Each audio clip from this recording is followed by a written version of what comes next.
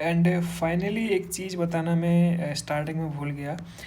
By the way हमने ये 3 test तो देख लिए ना, लेकिन जो हमने फर्स्ट लेक्चर के इन्फिनिट सीरीज़ के फर्स्ट लेक्चर में जो डेफिनेशन देखी थी ना, कि किसको हम कन्वर्जेंट सीरीज़ बोलते हैं, किसको हम डाइवर्जेंट सीरीज़ बोलते हैं, ये वाली डेफिनेशंस यहाँ से भी हम वही पता करते हैं कि भाई ये भी एक मेथड है पता करने के लिए कन्वर्जेंट सीरीज़ और डाइवर्जेंट सीरीज़ के लिए। कैसे? हम पहले पार्शियल सम निकालते हैं, जैसे हमने ये निकाल रखा है पार्शियल सम को ना, तो पार्शियल सम में हमने निकाल दिया।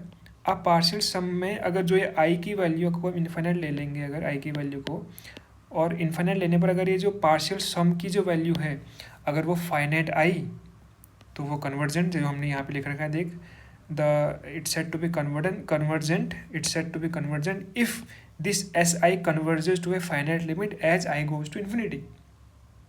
अगर ये आई गोज टू इन्फिनिटी पर ये खुद एस आई इन्फिनिट चला जाएगा तो डाइवर्जेंट हो जाएगा, और अगर ये ऑसिलेट करेगा तो ऑसिलेट हो जाएगा। तो ये भी एक अपने आप में मेथड है, बट बात ये है कि हम पार्शियल सम को बार बार नहीं निकाल सकते ना। मान ले तेरे को एक रैंडम सीरीज दे रखी है 1 प्लस 1/2 प्लस 1/3 प्लस 1/4 माइनस 1/3 ऐसे कुछ, तो उसमें तो पार्शियल सम निकाल नहीं सकता। पार्शियल सम तो ज्योमेट्रिक सीरीज के लिए निकाल सकता है ना, तो जो तूने पढ़ा है ज्योमेट्रिक सीरीज के लिए a/1 माइनस आर की पावर n/1 माइनस आर, ये तूने ज्योमेट्रिक सीरीज के लिए पढ़ रखा है। तो यहाँ पर तो पार्शियल सम निकाल सकता है, एन की वैल्यू किसी फाइनाइट वैल्यू के लिए निकाल सकता है, बट किसी रैंडम सीरीज के लिए जिसके लिए ये फॉर्मूला ही ना हो हमारे पास, तो उसके लिए बाकी के हमने 3 टेस्ट पढ़े हैं।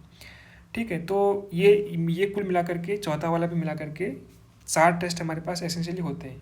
बट ये उतना काम आता नहीं है, क्योंकि हमारे पास जो है कि पार्शियल सम का फॉर्मूला नहीं होता है ना, पार्शियल सम का फॉर्मूला नहीं होता है। अगर तो ये देखेगा जो ये आता है हार्मोनिक सीरीज जो आती है ना, हार्मोनिक सीरीज में है कि ये पार्शियल सम का फॉर्मूला इतना आता है, मतलब फॉर्मूला नहीं, मतलब पार्शियल सम ऐसे आता है। तो अगर तू देख, अगर ये ऐसे आएगा और अगर तू limit n tending to infinity ले लेगा, तो देख ये इन्फिनिटी चले जाएगा देख। तो जो ये पार्शियल सम जो है इन्फिनिटी से बड़ा हो गया, यानी कि इन्फिनिटी हो गया, तो इसलिए डाइवर्जेंट आ गया।